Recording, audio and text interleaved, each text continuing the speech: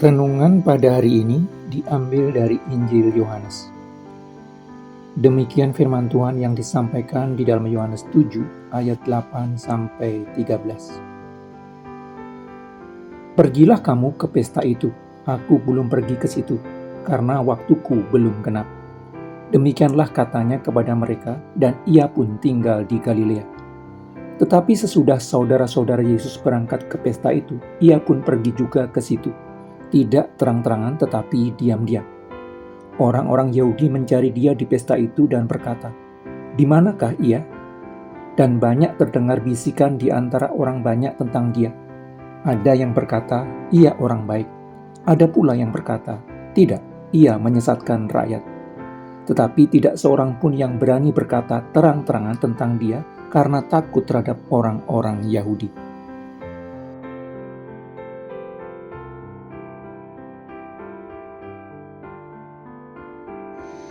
Hari Raya Pondok Daun adalah perayaan Yahudi selama 7 hari yang dirayakan pada bulan September atau Oktober sebagai bentuk syukur atas hasil panen dan peringatan pengembaraan 40 tahun bangsa Israel di padang gurun.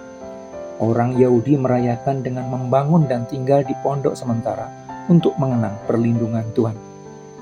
Hari Raya Pondok Daun melambangkan kebergantungan manusia akan perlindungan dan pemeliharaan Tuhan, serta pengucapan syukur atas berkat jasmani dan rohani.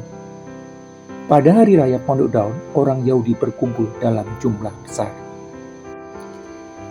Sebagaimana banyak orang lainnya, bagi saudara-saudara Yesus yang tidak mempercayai Yesus adalah yang kudus dari Allah, orang berkumpul dalam jumlah besar merupakan momen untuk menunjukkan eksistensinya.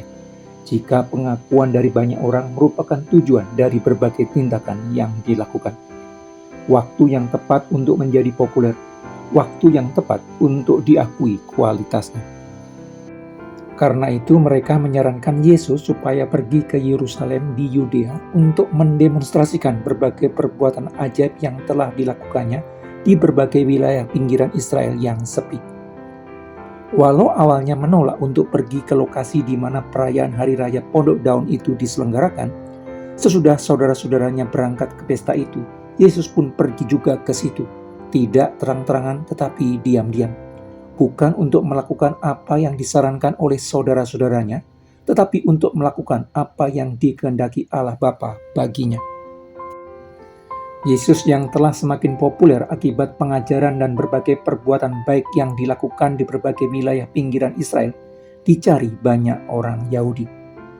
Berbagai potongan informasi berbeda yang diterima oleh orang Yahudi yang berbeda menghasilkan penilaian beragam atas apa yang telah dilakukan Yesus. Atas berbagai tindakan baik yang dilakukan Yesus, memelekkan mata orang buta, membuat orang lumpuh berjalan, melahirkan orang kusta, menghidupkan orang mati, memberi makan 5.000 orang hanya dengan 5 roti dan 2 ikan, banyak orang menilai Yesus sebagai orang yang baik. Mereka menilai Yesus sebagai orang yang baik karena berpandangan berbagai perbuatan baik itu merupakan ekspresi dari keyakinan seseorang. Sedangkan para imam dan orang Farisi yang menjadi pemimpin Yahudi melakukan tindakan berbeda dari yang mereka ajarkan.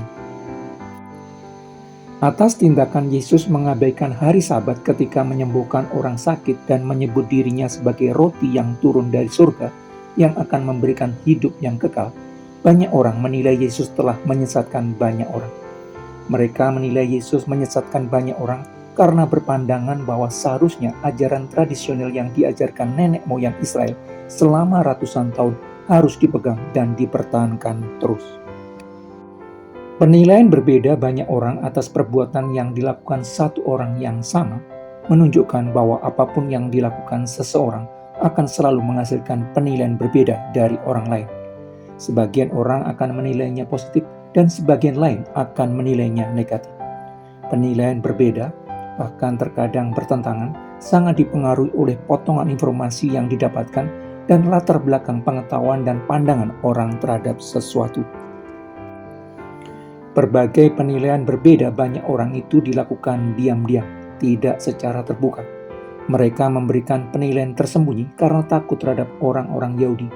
Berbagai penilaian berbeda itu tidak ditunjukkan secara terbuka yang menunjukkan di mana mereka berpihak. Penilaian berbeda dan bertentangan banyak orang kepada Yesus yang melakukan perbuatan baik yang dikehendaki Allah itu mengajarkan bahwa apapun yang dilakukan seseorang akan selalu menghasilkan penilaian berbeda dari orang berbeda. Sebagian orang akan menilainya baik, sebagian orang lain akan menilainya jahat. Bahkan di kemudian hari, Yesus menanyakan kepada murid-muridnya tentang penilaian orang tentang siapa dirinya.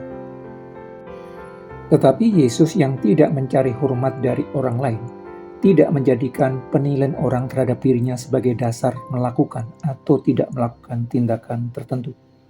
Yesus yang mencari hormat dari Allah yang mengutusnya, hanya mengarahkan hatinya kepada apa yang dikehendaki Allah baginya untuk dilakukan. Sehingga pada akhirnya, Yesus bisa mengatakan dia telah mempermuliakan Allah di bumi dengan jalan menyelesaikan pekerjaan yang Allah berikan kepadanya untuk melakukannya. Karena itu, mencari dan menemukan pekerjaan baik yang disiapkan Allah untuk kita lakukan merupakan keharusan. Menguatkan hati untuk mengerjakan pekerjaan baik yang Allah kehendaki tanpa tergoda mengerjakan aktivitas populer yang disukai banyak orang akan membawa kita sebagai kepanjangan tangan Allah di bumi. Meneguhkan hati untuk tetap mengerjakan pekerjaan baik yang Allah kehendaki tanpa risau dengan penilaian orang lain akan membawa kita sebagai alat supaya kehendak Allah terjadi di bumi seperti di surga.